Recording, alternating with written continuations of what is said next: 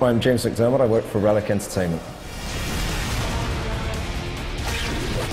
Yes, there definitely are. Chaos is a big component of the single-player campaign. They're the darker threat on the planet. There's definitely some leading characters driving those forces, so that's going to be interesting for some people to see.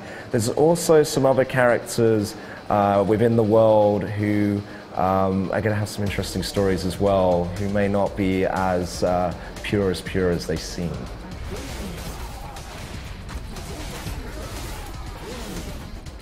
I think it's because they're the archetypal hero. You know, they come from those martial types of, you know, Spartan warriors, you know, warrior monks. We talk about medieval knights. You know, those guys have been around for centuries. They've always been folklore and always people that we look to for inspiration and that idea of heroism and going beyond the call of duty. And Space Marines are the embodiment of that, but in the future, and they are the protectors of humanity. So I think it just has a natural appeal for humankind. We want to be protected by these big superhero warriors, or we want to be them anyway.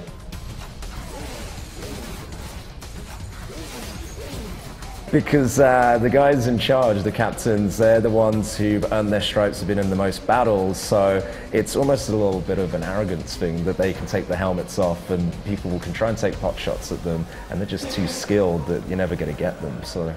And it's more personable if you can actually see someone's face. Or our stormtroopers just want to be Space Marines.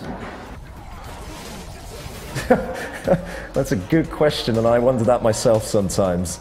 You would hope so. Then they need a back scratcher.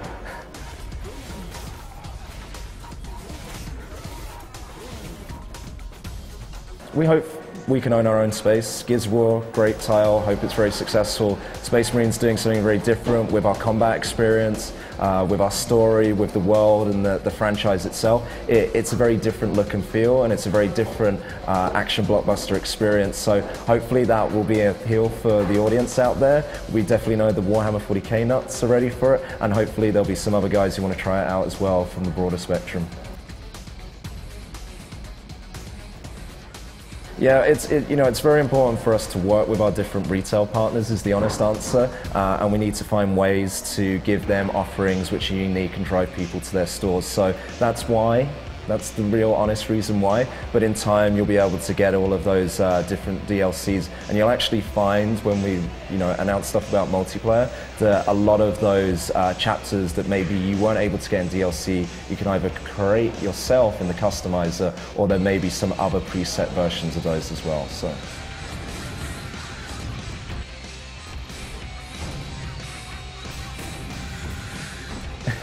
Wouldn't everyone? We'll definitely make sure that, if Space Marine is successful, and we believe it will be, then we'll definitely be looking at other races, other stories. That's going to be really important to expand the franchise that way.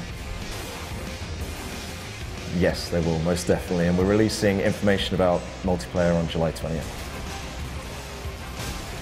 Okay, well, Warhammer 40,000 Space Marine is coming out on September 9th.